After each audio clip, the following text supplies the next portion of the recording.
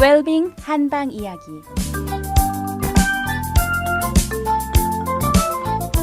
안녕하세요. 침이 어떤 작용으로 병을 치료하는지 말씀을 드리고 있습니다. 우리 인간의 몸에는 생명의 기운이 흐르는 통로가 있으며 그 통로를 통하여 우리 생명활동의 중심인 오장육부의 기운이 흘러나와서 우리가 건강한 삶을 유지해 갈 수 있는 것이라고 말씀을 드렸습니다. 침이란 그 생명의 기운이 흐르는 통로에 자극을 주어서 그 기운이 잘 흐르게 함으로써 병을 고치는 것이죠. 즉 오장육부의 기운이 이 통로를 통하여 흘러가므로 거꾸로 이 통로에 자극을 주어서 오장육부의 기운을 조절해서 우리의 생명력을 활성화시키거나 또는 질병을 내쫓거나 하는 것입니다. 또 하나는요, 국부적으로는 이 통로가 막히면 어떻게 됩니까? 기운이 못 움직이니까 통증이 있거나 운동을 할 수 없거나 움직일 수 없거나 이런 장애가 있을 수 있습니다. 따라서 국부적인 통증이나 운동 장애는 이 막힌 통로를 침으로 자극을 주어서 뚫어줌으로써 우리가 치료를 하는 것입니다. 이렇게 오묘한 침의 원리를 우리 동양 할아버지들이 발견하시고 인류에 큰 축복을 주신 것이죠. 그리고 우리에게 유선으로 남겨주신 것입니다. 그런데 우리 후손들이요, 그에 미치질 못해서요, 지금도 그 할아버지들 수준을 쫓아가지 못하고 있는 겁니다.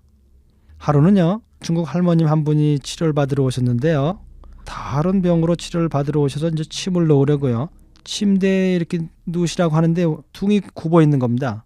그리고 바로 눕지를 못하는 겁니다. 그래서 왜 그러시냐고 하니까요, 굽은 둥이 아파서 바로 누워서 잠도 못 자고 바로 누울 수가 없다고 하는 겁니다. 그렇게 누워있는 모습을 침을 놓으려고 이렇게 보는데요, 아무런 이유도 없이요, 그 등이 휘운 곳에 어느 곳인가 침을 놓고 싶은 생각이 드는 겁니다. 그래서 그 놓고 싶은 곳에요, 무슨 이유가 있는 것도 아니고 무슨 근거가 있는 것도 아니고 원리가 있는 것도 아닙니다. 다른 곳에 치료를 하면서 그곳에 침을 하나 놨습니다. 그리고요, 침을 꼽아놓고 30분 정도 지나고 난 다음에요, 침을 다 뽑았습니다. 그리고 이제 침대에서 내려오셔도 됩니다 하는데요, 그 중국 할머님은 일어서시는데 등이 그냥 쑥 펴지는 겁니다. 그러면서요, 통증도 전혀 없다고 하는 겁니다. 그래서 같이 오신 중국 분들이요, 난리가 났죠. 그런데 사실은 저도 어디에 놓았는지 왜 놓았는지 기억도 없는 겁니다. 또한 그런 것을 기대도 하지 않았던 것입니다. 그런데 이런 일이 벌어지는 겁니다. 그저 기분이 내키는 곳에 침 하나 꽂았을 뿐인데요, 이걸 사실 어떻게 설명을 할 수가 있나요?